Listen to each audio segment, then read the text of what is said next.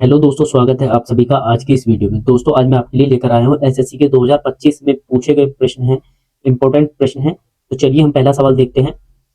एक परीक्षा में परीक्षार्थियों के 52% तो अंग्रेजी में अनुत्तीर्ण हुए और 42% गणित में।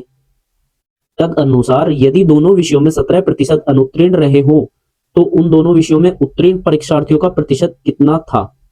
ऐसा सवाल जब भी आए तो आपको कुछ नहीं करना, बस दो गोले बनाने हैं। एक हमारा हो जाएगा मैथ का, एक हो जाएगा हमारे पास इंग्लिश का। इंग्लिश में कितने थे? 52% और दोनों में है 17। तो जब भी ऐसा सवाल आए ना तो दोनों वाली संख्या को हम बीच में लिख लेंगे। 17% तो इसमें थे। मैथ में कितने थे? 42। 42 में से 17 यहाँ चले गए तो कितने बचेंगे हमारे पास? 25। और 52 में से 17 चले गए तो कितने बचेंगे? 35। 35 ऐसे विद्यार्थी हैं जो केवल इंग्लिश में फेल हुए हैं और 25 ऐसे हैं जो केवल मैथ में फेल हुए हैं और 17% ऐसे हैं जो दोनों विषयों में फेल हुए हैं। तो यहां से हमारे पास टोटल विद्यार्थी निकल के आ जाएंगे जो फेल हुए हैं। 25, 25 और 35 कितने हो जाएंगे? 60 और 17 77।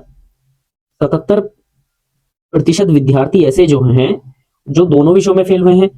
और टोटल कितने थे हमारे पास? 100 थे। 100 में से 77 फेल हो गए तो पास कितने हुए होंगे? जब 77 हमारे फेल हो गए तो कितने बचे हमारे पास? 23% ऐसे विद्यार्थी हैं जो हमारे पास हुए हैं। यही हमारा आंसर हो जाएगा, ऑप्शन नंबर ए। इसी प्रकार हम अपना अगला सवाल देखेंगे।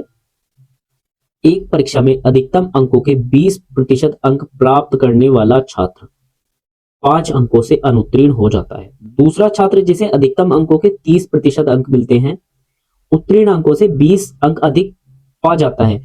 उत्तीर्ण होने के लिए आवश्यक प्रतिशत क्या है? एक जो छात्र है उसे 20% अंक मिले, फिर भी वह 5 अंकों से अनुत्तीर्ण हो गया, तो इसे कितने की जरूरत और थी? 5 अंक की और जरूरत थी। हमारा दूसरा छात्र है जिसे 30% अंक मिले और ये कितने अधिक ले आया? ये 20 अंक अधिक लाया है। प्रतिशत वाले एक तरफ ले आएंगे और ये नॉर्मल संख्या एक तरफ ले आएंगे। तो 30% में से जब 10% जाएगा तो कितना बचेगा? 10%। 30 में से 20 जाएगा तो 10 बचा और ये 20 इधर आ जाएगा तो और 5 में जुड़ेगा तो कितना हो जाएगा? 25। यानी कि यहाँ से 10% की वैल्यू हो गई हमारे पास 25। और 100 की अगर हम निकालें तो हमारे पास कितना हो जाएगा? 250। ये हमारे पास टोटल मार्क्स आ गए। टोटल मार्क्स कितने थे उस एग्जाम में? 250 थे। उसमें से अगर हम निकालें 20% अंक प्राप्त करने वाला, यहां से 250 का 20% अगर हम निकालें 20/100 और कितने अंक और लिया था? ये 5। तो 0 से 0, इस 0 से ये वाले 0, 25 दूनी 50 और 5 55 अंक प्राप्त करके जो है छात्र पास हो जाता। 55 किस में से ला करके? 250 में से। हमें क्या निकालना है? अगर वो पूछता हमसे कितने मार्क्स में पास हो रहा है तो हमारा यही आंसर हो जाता 55। लेकिन उसने हमसे पूछा है कि कितने प्रतिशत, तो इसका 55 का प्रतिशत निकालेंगे, 250 से गुणा कर देंगे, भाग करेंगे 250 से, गुणा करेंगे हम 100 से प्रतिशत लगाने के लिए। 0 से 0, ऊपर आ गया 550, नीचे आ गया 25।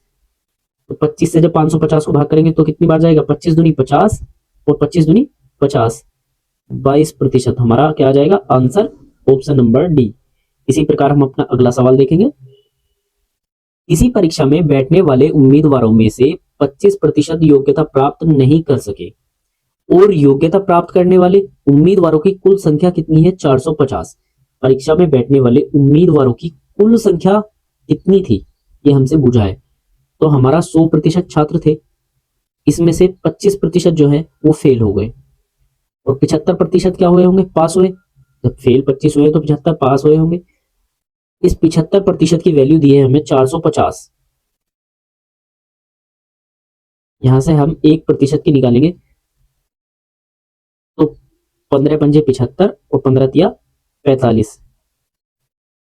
5% की वैल्यू आ गई हमारे पास 300। उसने क्या पूछा है? कुल छात्रों की, यानी कि 100% की हमें वैल्यू निकालनी है।